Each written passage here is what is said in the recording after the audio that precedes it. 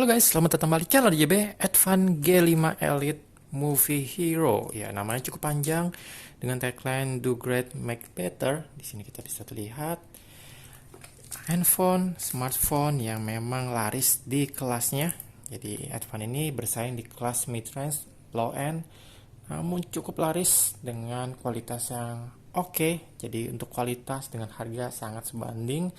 Dan tipe G5 Elite ini dengan harga sekitar 800 ribuan mendapatkan handphone RAM 33, internal 16GB, sangat worth it sekali. Oke, langsung saja kita cek untuk bagian dusnya. Di sini ada pilihan tulisan pertama front kamera 5 megapiksel, ada G sensor, ada GPS sensor juga. Jadi kita cek juga pakai aplikasi 3000 mAh untuk baterainya. Bagian belakang di sini untuk panel layarnya 6,1 inch HD Plus with IPS, quad core 1,4 GHz. Di sini memakai prosesor yang tidak jelas ditulisnya, nanti saya bakal cek juga memakai aplikasi. Front kamera 5 megapiksel, rearnya kameranya 13 megapiksel. Di sini memakai ada flash juga, OS Android versi 10 Go Edition, dual SIM card 4G LTE. Di sini Advanced Digital, websitenya bisa kita langsung masuk. Oke, kita langsung saja buka. Ini ya, kita buka dan bagian dalamnya. Jadi sesuai dengan di luarnya stiker, mendapatkan kartu khusus untuk Advan, aktivasi 23 bundling. Nah, memang harus diisi pulsa pastinya. Kita lihat kelengkapannya. Untuk bagian dalamnya pastinya ada bagian kamera seperti ini. Kita coba buka. Oke, ini screen card untuk bagian awalnya sangat ringan sekali. Jadi kita tes 111 gram. Namun nanti kita bakal cek kenapa bisa seperti ini ringannya. Bagian atas ada slot micro SD, ada jack 3,5 mm. Bagian belakang ada kamera, flash, kamera utama. Di sini ada kamera depth sensor harusnya. Nanti kita coba cek. Ada volume up and down, power di bagian samping. Frame-nya semua plastik. Bagian belakang ada speaker grillnya, jangan ada bagian mikrofon. Oke, jadi di sini bagian sangat glossy dengan logo Advan, dan bisa kita lihat setelah dipakai beberapa saat seperti ini, fingerprint magnet sekali. Oke, tapi tidak masalah, sediakan lap untuk sensing biar dilap untuk menjadi bersih kembali. Oke, kita langsung buka saja. Dan handphone ini sangat unik di kelasnya. Di tahun 2021 memakai handphone yang masih bisa dibuka seperti ini. Ya, salah satu handphone yang masih modular. Untuk baterainya pastinya bisa dibuka. Dan oke, sudah terbuka. Baterainya masih terpisah. Seperti ini. Android G5 Elite. Di sini namanya beda lagi, model 6003. Ada 2 slot SIM, nano SIM. Ada micro SD juga sini. Nanti kita tes sampai seberapa besar micro SD yang bisa masuk. Dan ini dia baterainya. Jadi tadi kenapa ringan? Karena tidak termasuk baterai. Seperti model baterainya. Oke, langsung kita pasangkan. Tutup kembali.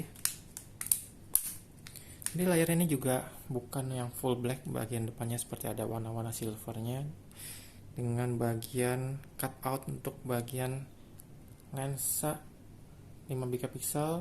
Bagian atasnya grill speaker, sensor saya juga tidak jelas informasinya, saya bakal tes lagi untuk sensor-sensornya. Nyalakan, ada getaran awal Advan. Oke, beratnya memakai baterai 160 gram. Ini masih ringan juga, walaupun baterai memang tergolong kecil di kelasnya di saat ini, karena handphone yang low end pun sekarang udah mulai masuk ke 6000 mAh untuk baterai. Silikat gel, ada nomor versi 2102. Ada versi yang lain lagi, garansi 1 tahun. Pembelian harus difoto seperti ini, kartu garansi. Service centernya, untuk kabel data pastinya masih memakai micro SD seperti ini, micro SD. Oke, ini dia Google Go Edition. Jadi ini seperti vanilla Android. Harusnya bagus, lancar dengan prosesor yang seadanya tadi, quad core bukannya octa core untuk di zamannya. Kita lewati, hubungkan ke wifi. Kita hubungkan ke wifi. Oke, Oke, untuk touchscreen-nya agak slow. Ya, untuk harga 800 ribuan ekspektasi harus rendah. Namun tidak ada kendala saat klik masukkan password, berjalan lancar, tidak ada yang salah dengan satu klik, hanya agak slow saja. Tapi chargingnya ini ada logo advance 1 ampere, 5 volt 1 ampere. Jadi agak slow untuk chargingnya juga seperti ini. Tidak ada lagi kelengkapan yang lain, hanya ada panduan cepat penggunaan seperti apa.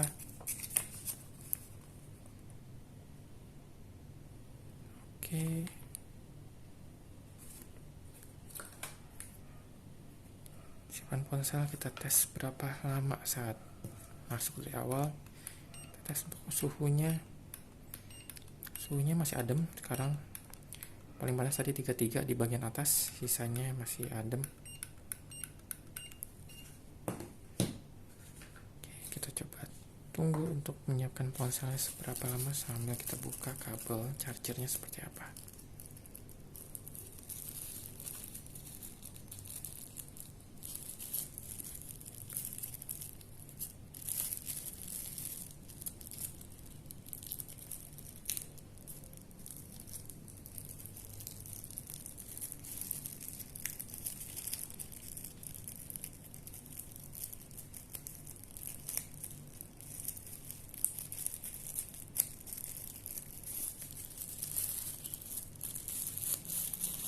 Ini dia kabel chargernya,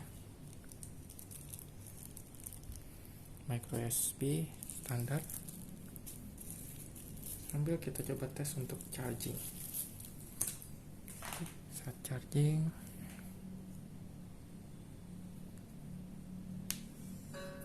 kurang pas. Seperti itu tadi ada bunyinya dan ada logo petir di kanan atas.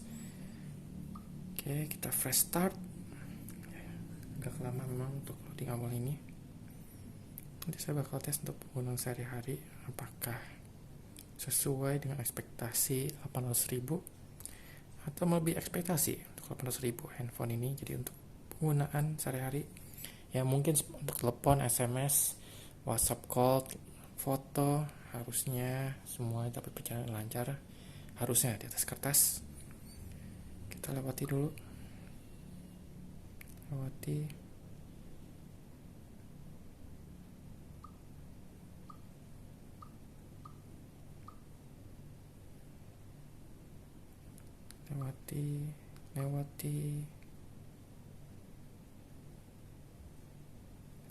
Sudah masuk akhirnya. Jadi untuk layarnya ya sesuai dengan tulisannya, walaupun dibilang IPS, tidak sejernih IPS yang standarnya, walaupun film angle-nya cukup bagus. Untuk brightness-nya kita coba cek brightness, ini yang paling terang, ini yang paling redup. Untuk malam hari walaupun bukan yang teredup, dan untuk terangnya cukup sekali. Untuk brightness-nya ini tidak ada yang auto, ada yang auto. Coba.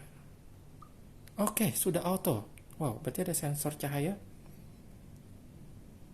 Bluetooth, center seperti ini. Ada mode cerdas, mode pesawat ya. Lah. Wi-Fi bisa jadi hotspot juga. Lanjut. Tadi Bluetooth,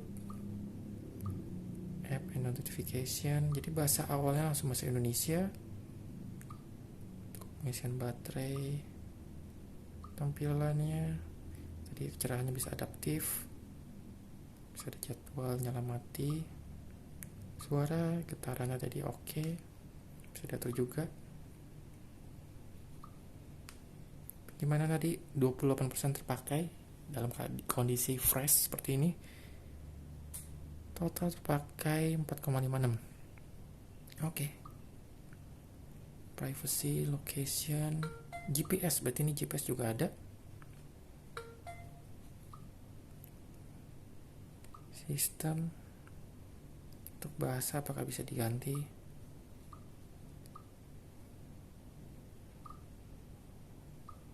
Ini bahasa untuk keyboard, sorry.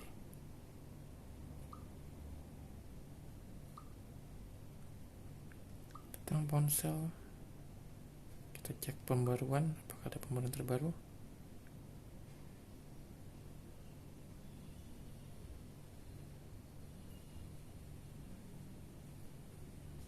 Jadi untuk penggunaan tadi masuk setting semua berjalan lancar, tidak ada yang miss.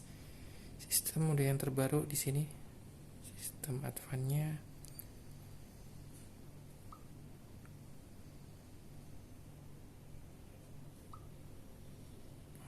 Oke, kita tes untuk kamera.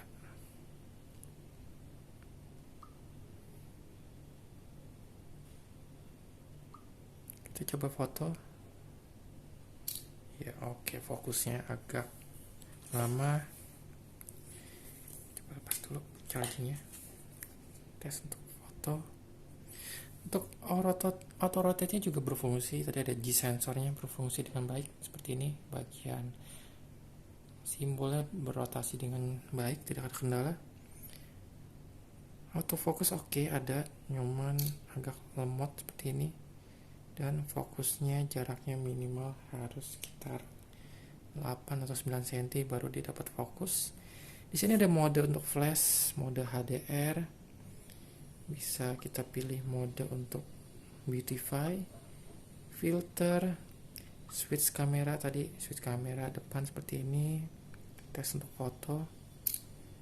Ya, kita balik lagi ke switch kamera depan ke belakang. Untuk menu-menunya di sini ada tutup. Apa yang ditutup? Oke. Untuk menu muka berarti tadi. Untuk geser kanan tadi masuk ke setelan kamera. Foto, suara bisa kita matikan. Ukuran foto bisa kita atur juga. Kualitas gambar, countdown-nya itu mundur. Pakai grid.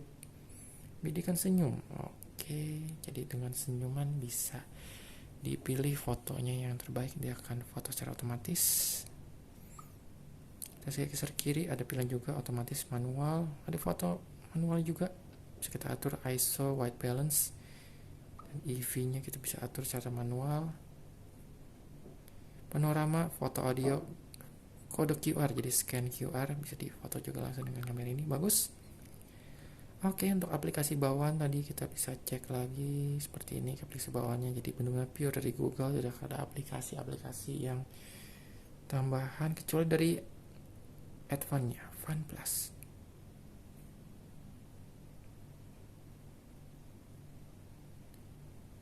Oke, tidak ada lagi di sini. Oke, demikian untuk unboxing, untuk first impresi. Untuk 800.000 sesuai ekspektasi. Tidak ada kendala, pemakaian oke. Buka-buka aplikasi juga cukup lancar, walaupun bukan yang tercepat di kelasnya, masih ada loading-loadingnya juga seperti ini. Lain kali semuanya dapat berjalan lancar, tidak ada kendala. Kita coba buka, misalnya masuk ke sini, ada Wikipedia. Oke, scrollingnya juga oke, tidak ada kendala. Nanti untuk video review bisa cek di video berikutnya. Terima kasih telah menonton. Selalu bantu channel, tombol like, klik tombol subscribe, klik tombol lonceng notifikasi, follow IG Facebook kami di Datang Jual Beli.